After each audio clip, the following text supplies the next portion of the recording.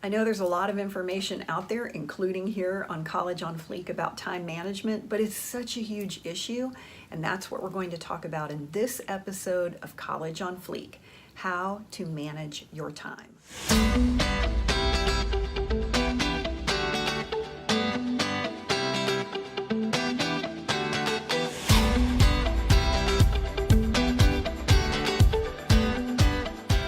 Hi, I'm Mary Dittman. I'm an award-winning business professor on the collegiate level and the creator of Wonderful Life and College on Fleek. Today we're going to talk about time management. I know I've talked about this many times in the past. I think we can all use a little bit of help in managing our time so we can do the stuff we want to do, and so we can get the stuff done that we don't want to do. Before we get into that, I want to remind you to go to collegeonfleek.com, pick up your Study Smart Toolkit. The Study Smart Toolkit is the three-step system that I developed for myself. I had terrible test anxiety in high school and college, and I needed a way to remember the information, because in case you've never had test anxiety, that's when you legit study, okay? And then you get in to take the test and you cannot remember anything, or you know it's up here and you can't get it onto the piece of paper. And it is the worst feeling ever. And what I would do is I would start to panic. And there was more than one occasion where the only thing on a test paper was my name, and I had studied. My students who struggle with test anxiety frequently come to me and say, "Ms. Dittman, can I please come to your office and you show me how to study?" Well, no, I can't do that because I can't help people one at the time. I used to do that, and it's totally not efficient. I can't help hardly any people. That's why I created the Study Smart Toolkit. So this is me with you one-on-one in a video. And you can watch it anytime you want to. You have it 24/7, 7 days a week, and you can watch it and go back and watch it and look at it over and over. I like to know what to do, and we teach you that in the Study Smart Toolkit, but I also teach you how to do it. So when I say make up a practice exam, I show you how to do it. I show you how to study if you're going to study with a friend. It's completely free. I've seen my students go from D's and F's to A's and B's. Now, I can't make you a guarantee on that, but I can tell you what I've seen with my eyes, which is my students who use the Study Smart Toolkit, and I'm talking hundreds of them over the years. They've gone from D's and F's to A's and B's on the very next test. I'm not talking like maybe 3 months later that it finally kicked in for them. No, I mean immediately. They changed their grades from D's and F's to A's and B's. It works in any subject, any class, any major.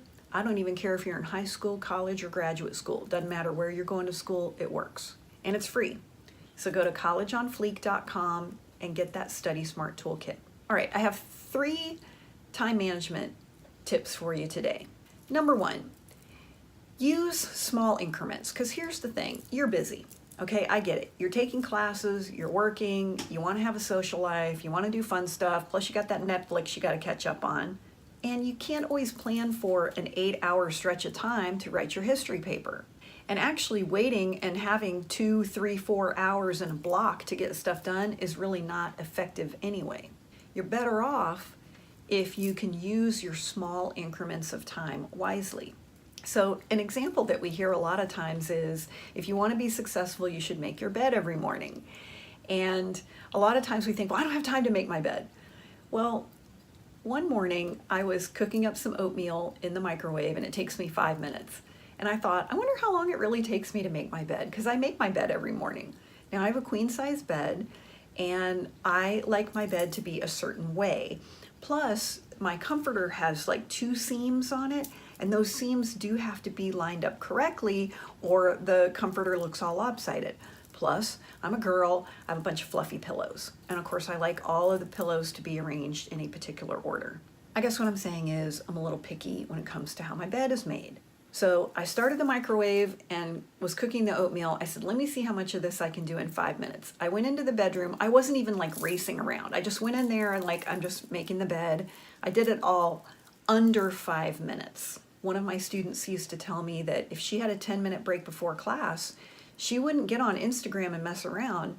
She would go by the writing center and make an appointment, or she would swing by a professor's office and ask a question that she had, or she would review her notes from the previous class period. Like if she had 10 minutes and she was walking into history, she would take, instead of scrolling through Instagram, which how's that going to help you?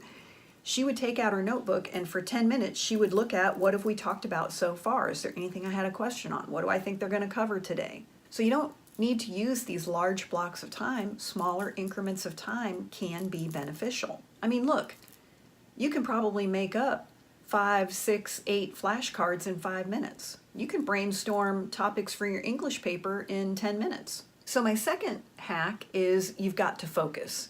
If you're going to use these small increments of time, then you have to be able to focus, and that means shutting off distractions.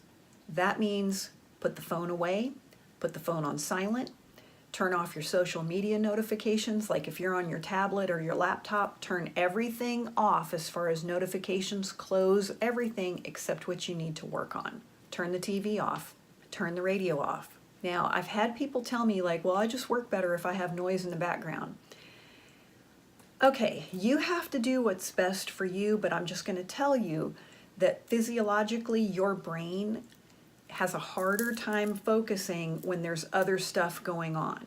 So you can do what you want to with that. If you legit keep the TV or keep the radio, which I know y'all don't listen to the radio, but if you keep the TV on or you keep music on or something like that and you're getting A's and B's, okay, great. If you're in a noisy environment, like a dorm room, or maybe you're at home and your family is just really noisy, get some noise canceling headphones.